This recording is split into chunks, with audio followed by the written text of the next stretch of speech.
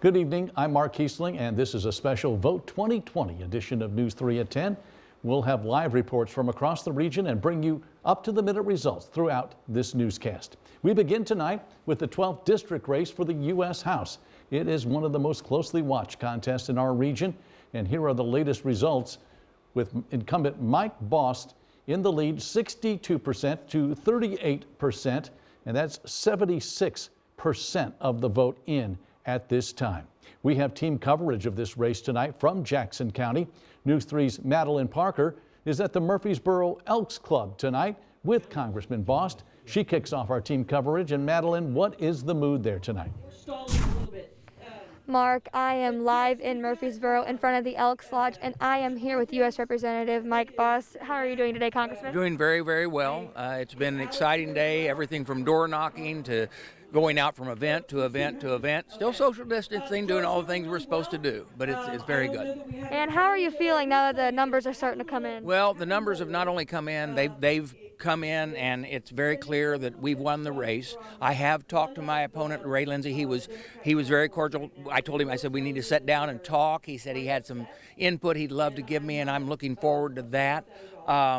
And I'm looking forward to the fact of going back to Washington and serving for my fourth term for the people of the Illinois 12th District. And I can't thank them enough for a very, very large win throughout the district.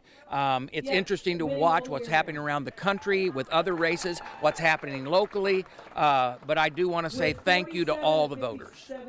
And now that you're going on for your next term, what is your #1 goal for your next term? It's very clear.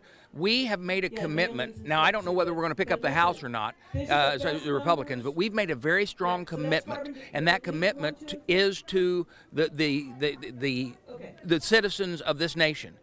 Three things we've got to do is, one, we have to make sure that we move forward and we restore and renew the situation. What we have to do is we have to cure COVID.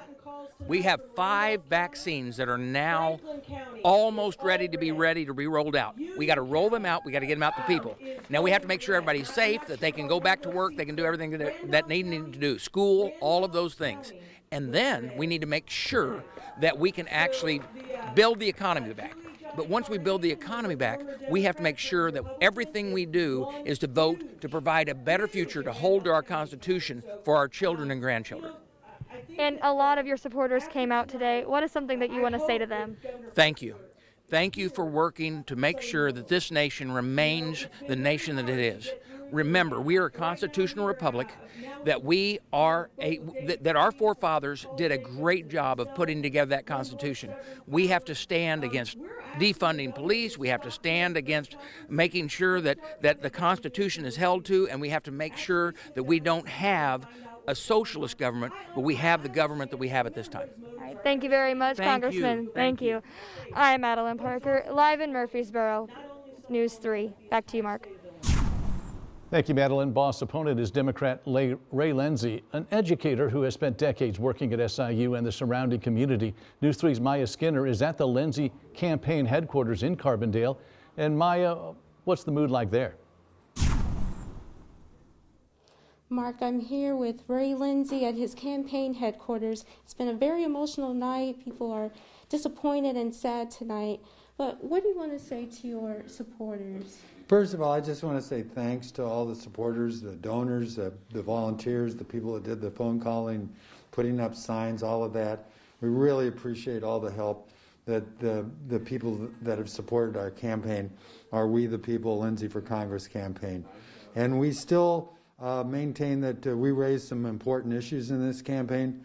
We think that the climate crisis and global warming are real, and we need real solutions that also protect the jobs and the incomes of the coal miners that are likely to continue to lose their jobs as we move from fossil fuels to renewable energy, which we really believe we have to do over the coming years, and especially the next decade or 15 years. It's going to be a rapid transformation.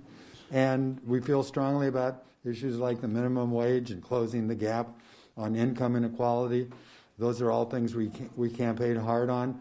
We believe that health care should be a human right and we need to expand the Affordable Care Act and move to universal coverage.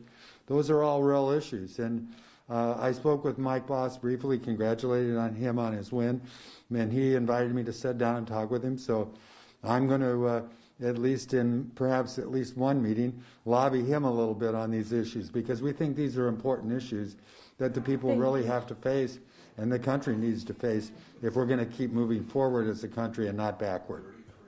Well, thank you very much. We're live in Carbondale. Maya Skinner, News 3.